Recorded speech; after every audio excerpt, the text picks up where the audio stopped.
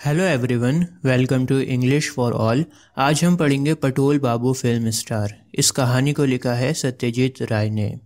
दोस्तों, ये कहानी है एक 52 इयर्स के बूढ़े और टकले इंसान पटोल बाबू की। पटोल बाबू नेपाल भट्टाचार्य लेन नाम की एक गली में अपनी वाइफ के साथ में रहता है। एक दिन क्या होता है, पटेल बाबू कंधे पर शॉपिंग बैग लटकाकर अपने घर से बाहर जा ही रहे होते हैं, लेकिन तभी निशिकांतु घोष की आवाज़ उन्हें रोक देती है। पटोल, क्या तुम घर के अंदर हो? दोस्तों, निशिकांतु घोष पटोल बाबू का पड़ोसी है। पटोल बाबू घर से बाहर आते हैं और निशिकांतु से पूछते हैं, हाँ क्या हुआ? निशिकांतु घोष पटोल बाबू से कहता है, यार पटोल, मेरा जो छोटा वाला साला है ना, वो फिल्मों में प्रोडक्शन डिपार्टमेंट में काम करता है। साला मतलब ब्रदर इन लॉ। तो मेरा साला बता रहा है, मेरा ब्रदर इन लॉ बता रहा है कि अभी एक फ़िल्म की शूटिंग चल रही है और उस फिल्म में उन्हें एक ऐसे कैरेक्टर की ज़रूरत है जो हाइट में छोटा हो, गंजा हो और उसकी उम्र 50 साल के आसपास हो। जब मेरे भाई ने मुझे इस कैरेक्टर के बारे में बताया तो मुझे तुम्हारी याद आ गई। मैंने सोचा कि ये रोल तो तुम्हारे ऊपर बिल्कुल फिट बैठता है। तुम्हारे भी बाल नहीं हैं, तुम्हारी भी हाइट छोटी है और उम्र भी तुम्हारी 50 के आसपास है। तो बोलो पटोल बाबू, करोगे फिल्म में काम? और हाँ, तुम्हें इस रोल के पैसे भी मिलेंगे। दोस्तों, पटोल बाबू को निशिकांतु घोष की बातों पर यकीन नहीं हो रहा था। दरअसल पटोल बाबू एक हारा हुआ इंसान है। उसे लगता था कि वो किसी भी काम का नहीं है, वो एकदम बेकार है और वो कुछ नहीं कर सकता अपनी ज़िंदगी में। लेकिन जब निशिकांतु घोष फिल्म में काम करने के लिए ऑफ़र देता है तो उसे यकीन नहीं होता। पटोल बाबू को इस बात से खुशी है कि उस जैसा बेकार इंसान को भी फिल्म में काम करने के लिए ऑफ़र मिल रहा है। पटोल बाबू खुशी खुशी ऑफ़र को एक्सेप्ट कर लेता है। इसके बाद पटोल बाबू खुशी खुशी बाज़ार में सामान लेने के लिए चला जाता है। दोस्तों, फिल्म में काम करने के ऑफ़र से पटोल बाबू थोड़ा इमोशनल हो जाता है और वो अपने पुराने दिनों को याद करने लगता है। उसकी पुरानी यादें ताज़ा हो जाती हैं। जब पटोल बाबू जवान हुआ करते थे तब वो बंगाली थिएटर्स में काम किया करते थे। पटोल बाबू बहुत ही पॉपुलर एक्टर हुआ करते थे और नाटकों में जो एड्स आती थी ना, उन एड्स में तो पटोल बाबू का नाम सबसे ऊपर था। पटोल बाबू को पसंद करने वालों की कमी नहीं थी। बहुत सी टिकट नाटक की तो पटोल बाबू की एक्टिंग देखने के लिए बिक जाया करती थीं। पटोल बाबू अपनी पुरानी यादों में इतना ज़्यादा खो गए कि जो सामान उन्हें मार्केट से लेना था वो सामान वो ले ही नहीं पाए। उनकी वाइफ ने उन्हें प्याज लाने के लिए भेजा था और वो प्याज की जगह लाल मिर्च उठा ले आए। अब दोस्तों, राइटर थोड़ा सा पटोल बाबू की हिस्ट्री के बारे में बताता है। राइटर बताता है कि पहले पटोल बाबू क्या करते थे और उनकी इतनी बुरी कंडीशन कैसे हो गई। पटोल बाबू ने थिएटर में तो काम किया ही है, साथ साथ उन्होंने रेलवे फैक्ट्री में भी काम किया है। लेकिन जब वो रेलवे फैक्ट्री में काम कर रहे होते हैं ना, तब उन्हें 1934 में हडसन एंड किम्बरले नाम की एक कंपनी जॉब ऑफर करती है। पटोल बाबू को जॉब में पैसे ज़्यादा मिल रहे होते हैं और वो रेलवे फैक्ट्री को छोड़कर जॉब करने लग जाते हैं हडसन एंड किम्बरली कंपनी में। पटोल बाबू की कंडीशन बहुत सही थी उस ज़माने में, लेकिन फिर कंपनी अपना खर्चा कम करने के लिए बहुत सारे एम्प्लॉयज़ को जॉब से निकाल देती है। दरअसल पटोल बाबू मल्टीनेशनल कंपनी में जॉब करते थे और वो दौर था वर्ल्ड वॉर का। वर्ल्ड वॉर की वजह से कंपनी घाटे में आ गई थी और कंपनी ने अपने बहुत सारे एम्प्लॉयज़ को बाहर निकाल दिया। तो उन बहुत सारे एम्प्लॉयज़ में से पटोल बाबू का भी नाम होता है। पटोल बाबू को भी जॉब से निकाल दिया जाता है और वो एकदम से बेरोज़गार हो गए थे। उस दिन से लेकर अब तक पटोल बाबू ने पैसा कमाने के लिए बहुत ज़्यादा स्ट्रगल किया है। पटोल बाबू ने बहुत सी छोटी मोटी जॉब करी हैं और बहुत मुश्किल से उन्होंने पैसा कमाया है और इस उम्र में भी वो स्ट्रगल कर रहे हैं। दोस्तों, पटोल बाबू को एक्टिंग करने का बहुत शौक था, लेकिन कंधों पर जिम्मेदारियों के बोझ ने उनका ये शौक भी छीन लिया। लेकिन आज इस फिल्म में काम करने के ऑफ़र से पटोल बाबू की ज़िंदगी में दोबारा से एक्साइटमेंट आ गई थी। अब दोस्तों, निशिकांतु घोष का जो साला था, ब्रदर इन लॉ जो था, उसका नाम था नरेश दत्त। तो नरेश दत्त पटोल बाबू के पास में आता है और नरेश दत्त पूछता है, क्या आप इस रोल के लिए एग्री हैं? नरेश दत्त को लगता है कि रोल बहुत ही छोटा सा है, पता नहीं पटोल बाबू इंटरेस्टेड हैं भी या नहीं। लेकिन दूसरी तरफ पटोल बाबू इसका उल्टा सोच रहे होते हैं। पटोल बाबू सोच रहे होते हैं कि मुझ जैसे बेकार इंसान को भी फिल्म में रोल मिल रहा है, क्या बात है। पटोल बाबू बहुत एक्साइटेड हैं उस रोल को करने के लिए और वो पूछते हैं नरेश दत्त से कि क्या मैं इस रोल को करने के लिए ठीक रहूँगा? नरेश दत्त कहता है, आप ठीक हो, इस रोल को करने के लिए आप बिल्कुल ठीक हो। याद रखना शॉट के लिए सुबह आना है आपको। उम्मीद है तुम कल सुबह 8:30 बजे टाइम पर पहुंच जाओगे। इसके बाद नरेश दत्त वहां से जाने लगता है, लेकिन पटोल बाबू पूछते हैं, यार तुमने मेरे रोल के बारे में तो बताया ही नहीं। नरेश दत्त कहता है, अरे हाँ यार, माफ़ करना, मैं तो तुम्हारे रोल के बारे में बताना ही भूल गया। देखो तुम एक absent minded short tempered pedestrian हो। पेडेस्ट्रियन कहते हैं जो रोड पर चल रहा होता है ना, जो रास्ते पर चल रहा होता है, जिसे राहगीर कहते हैं, उसको कहते हैं पेडेस्ट्रियन। और शॉर्ट टेम्पर्ड माने गुस्से वाला, जो अपना टेम्पर जल्दी से लूज कर दे। और एब्सेंट माइंडेड का मतलब होता है जिसका ध्यान कहीं और हो, जो प्रेजेंट में ना हो, जिसका माइंड एब्सेंट हो। तो तुम्हारा रोल कुछ इस तरह का है कि तुम रास्ते पर चल रहे हो और चलते हुए तुम्हारा ध्यान कहीं और है। दोस्तों, पटोल बाबू के रोल के बारे में हमें आगे और अच्छे से पता लगेगा। फिलहाल सिर्फ इतना बताया नरेश दत्त ने कि पटोल बाबू का रोल एक पेडेस्ट्रियन का है, एक राहगीर का है। इसके बाद नरेश दत्त पटोल बाबू से पूछता है कि क्या तुम्हारे पास कोई जैकेट है जिसके बटन गर्दन तक आते हों, नेक तक आते हों? पटोल बाबू कहते हैं, हाँ एक जैकेट है तो सही, बहुत पुरानी है, लेकिन उसका ब्राउन कलर है और वुलन की है, वो चलेगी? हाँ हाँ ठीक है, कल वही जैकेट पहन कर आना। पटोल बाबू पूछते हैं, अच्छा मेरे डायलॉग्स के बारे में तो बताओ यार। कौन से डायलॉग्स हैं मेरे? नरेश दत्त कहता है, तुम कल आ जाना, कल तुम्हें सब कुछ पता लग जाएगा, डायलॉग्स भी कल बता दिए जाएंगे। इसके बाद नरेश दत्त वहाँ से चला जाता है। दोस्तों, पटोल बाबू अपनी वाइफ को जाकर सब कुछ बताता है कि कैसे कैसे उसे फिल्म में काम करने का ऑफ़र आया है।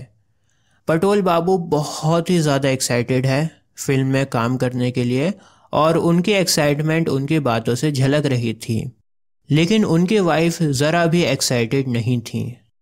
अब दोस्तों, नेक्स्ट डे पटोल बाबू शूटिंग साइट पर पहुंच जाते हैं सुबह सुबह। पटोल बाबू टाइम से भी पहले पहुंच जाते हैं।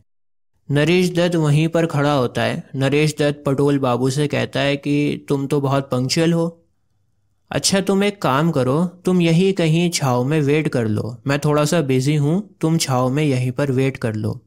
इसके बाद पटोल बाबू पान की दुकान पर जाकर खड़े हो गए। पटोल बाबू सोच रहे थे कि शूटिंग कभी भी शुरू हो सकती है और अभी तक उन्हें उनके डायलॉग्स के बारे में नहीं पता। वो थोड़ा सा टेंस्ड और अनकंफर्टेबल फील कर रहे होते हैं। पटोल बाबू सोचते हैं कि क्यों ना मैं नरेश दत्त के पास में जाकर उससे डायलॉग्स के बारे में पूछूं। लेकिन तभी जोर की आवाज़ आती है, साइलेंस। दरअसल फिल्म की शूटिंग शुरू हो चुकी है। साइलेंस का मतलब है कि सभी लोग शूटिंग वाली जगह से दूर रहें और कोई भी शोर ना मचाए। पटोल बाबू भी साइलेंस सुनकर वहीं खड़े रहते हैं।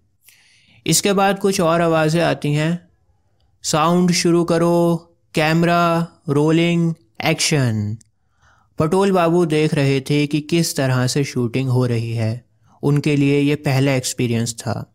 एक्शन बोलते ही एक कार आती है और बिल्डिंग के गेट पर आकर खड़ी हो जाती है। कार के पिछले गेट में से एक नौजवान लड़का निकलता है और बिल्डिंग के गेट की तरफ कुछ कदम चलता है और फिर शूटिंग ख़त्म हो जाती है। पटोल बाबू के बराबर में एक आदमी खड़ा होता है और वो पटोल बाबू से पूछता है, क्या तुम इस एक्टर को जानते हो? पटोल बाबू कहता है, नहीं, मैं इस एक्टर को नहीं जानता। आदमी बताता है कि इसका नाम चंचल कुमार है, नया नया आया है और 4 फिल्मों में लीडिंग रोल कर रहा है। पटोल बाबू आदमी से पूछते हैं, अच्छा ज़रा ये तो बताओ फिल्म का डायरेक्टर कौन है? आदमी पटोल बाबू को हैरानी से देखता है, अरे तुम्हें नहीं पता? फिल्म का डायरेक्टर मशहूर बैरन मुलिक है। बैरन मुलिक ने एक के बाद एक 3 सुपरहिट फिल्में बनाई हैं।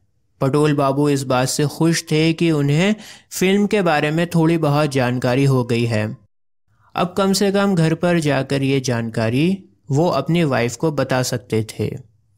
दोस्तों, नरेश दत्त पटोल बाबू के पास में आता है। पटोल बाबू अपने डायलॉग्स के बारे में पूछते हैं। नरेश पटोल को सुसैंको नाम के एक इंसान के पास में लेके जाता है और सुसैंको से कहता है, अरे यार इनके डायलॉग्स दे दो लिखकर। सुसैंको एक कागज़ के टुकड़े पर एक शब्द लिखता है और दे देता है। दोस्तों, जानते हैं उस कागज़ के टुकड़े पर क्या लिखा था? उस कागज़ के टुकड़े पर लिखा था ओह। जी हाँ, यही डायलॉग था पटोल बाबू का। पटोल बाबू को फिल्म में ओह बोलना था। पटोल बाबू इतने से डायलॉग को देखकर बहुत ज़्यादा उदास हो जाते हैं। उनकी एक्सपेक्टेशंस चूर चूर हो गई थीं। उनका मन था कि उन्हें थोड़ा बड़ा डायलॉग मिलता जिसे वो अच्छे से बोलते। इसके बाद पटोल बाबू को उनके रोल के बारे में समझाया जाता है। पटोल बाबू को समझाया जाता है कि देखो पटोल बाबू, फिल्म का हीरो है चंचल कुमार। चंचल कुमार एक यंग बिजनेसमैन है और चंचल कुमार को पता लगता है कि उसके वर्कर्स ने उसे धोखा दे दिया है। इसलिए चंचल कुमार जल्दी जल्दी जा रहा है और तभी आप चंचल कुमार से टकरा जाओगे रास्ते में। आपको बहुत दर्द होगा और आप दर्द से ओह चिल्लाना। लेकिन चंचल कुमार आपकी तरफ ध्यान नहीं देगा क्योंकि उसका ध्यान ऑफिस में है।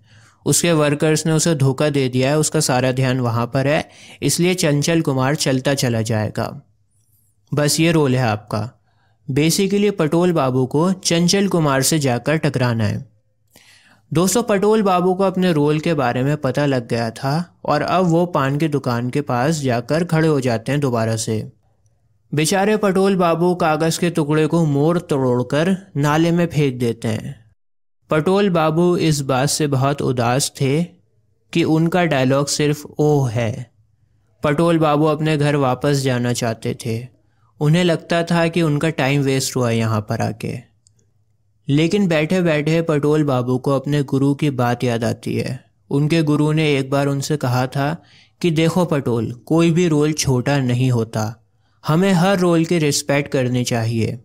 इस बात से पटोल बाबू मोटिवेट हो जाते हैं और वो ओह बोलने की प्रैक्टिस करने लगते हैं। ओह बोलते टाइम उन्हें एहसास होता है कि कहने को तो ये एक छोटा सा लफ्ज़ है, लेकिन इस ओह को भी अलग अलग आवाज़ों में बोला जा सकता है और इसका मीनिंग बदला जा सकता है। ओह को जल्दी बोला जा सकता है, खींच कर बोला जा सकता है, चिल्ला कर बोला जा सकता है, फुसफुसा कर बोला जा सकता है, हाई और लो पिच पर बोला जा सकता है। जैसे जब हम शॉक होते हैं तो हम कहते हैं ओह, या फिर हम कुछ सोच रहे होते हैं तो हम बोलते हैं ओह। ठीक है, इस तरह से जब हम अपनी पिच चेंज करते हैं तो इसका मीनिंग भी चेंज हो जाता है। अब धीरे धीरे टाइम बीतता है और फाइनली पटोल बाबू का नंबर आता है शूटिंग का। पटोल बाबू अब अपने छोटे से रोल के लिए बहुत एक्साइटेड थे और उस छोटे से रोल को भी लगन से करना चाहते थे। उन्हें वैसी ही एक्साइटमेंट हो रही थी जैसे 20 साल पहले एक्टिंग करते हुए होती थी। पटोल बाबू को एक बार फिर उनके रोल के बारे में अच्छे से समझाया जाता है और बताया जाता है कि कैसे शूटिंग शुरू होगी और तुम्हें कितनी दूर पर चंचल कुमार से जाकर टकराना है। पटोल डायरेक्टर से कहते हैं क्यों ना हम पहले एक रिहर्सल कर लें। डायरेक्टर मना कर देता है। दरअसल आसमान में बादल छा रहे हैं और डायरेक्टर को ये सीन धूप में करना है, इसलिए उनके पास ज़्यादा टाइम नहीं है और वो रिहर्सल में टाइम वेस्ट नहीं कर सकते। पटोल डायरेक्टर को एक सजेशन और देता है। पटोल कहता है क्यों ना मेरे हाथ में एक अखबार हो, अखबार हाथ में होगा तो सीन ज़्यादा अच्छा लगेगा। डायरेक्टर को पटोल का सजेशन पसंद आता है और उनके हाथ में अखबार दिया जाता है। शूटिंग शुरू करने से पहले मेकअप मैन ने पटोल बाबू के चेहरे पर एक नकली मूंछ भी लगा दी थी। पटोल कहते हैं ये मूंछें हटेंगी तो नहीं ना? मेकअप मैन जवाब देता है अरे भाई साहब, दारा सिंह से भी पहलवानी करोगे ना, तब भी ना हटे ये मूंछें। पटोल बाबू सोचते हैं कि अगर मुझे चंचल कुमार से टकराना है तो फिर मुझे 5 कदम चलने पड़ेंगे, लेकिन चंचल कुमार को सिर्फ 4 कदम चलने पड़ेंगे। मेरे लिए 5 कदम है, चंचल कुमार के लिए 4 कदम है, इसलिए मुझे थोड़ा जल्दी चलना पड़ेगा ताकि सही टाइम पर सही टक्कर हो। इसके अलावा पटोल ये भी सोचते हैं कि उनके ओह में जेलसी और शौक की फीलिंग आनी चाहिए। जब वो ओह बोलें तो उनके ओह में जेलसी और शौक की फीलिंग आए। इसके बाद शूटिंग शुरू होती है और फाइनली पटोल बाबू की चंचल कुमार से टक्कर हो जाती है। टक्कर होने से पटोल बाबू की बत्ती गुल हो जाती है। उनको बहुत ज़्यादा तकलीफ होती है, लेकिन फिर भी समहाउ ही मैनेज टू से ओह। उनके ओह में दर्द, जेलसी और शौक था। इसके बाद आवाज़ आती है कट और शूटिंग ख़त्म हो जाती है। दोस्तों, पटोल बाबू ने अपने रोल को परफेक्टली किया है, बिल्कुल परफेक्शन के साथ में किया है। नरेश दत्त उनसे कहता है कि तुम यहीं खड़े हो जाओ साइड में, मैं थोड़ी देर में तुम्हारी पेमेंट लेकर आता हूँ। पटोल बाबू को लगता है कि फिल्म क्रू ने उनकी मेहनत की तारीफ नहीं की। इन लोगों ने तो बस किसी को फ़ोन किया और पेमेंट देने को कह दिया और उसे भूल गए।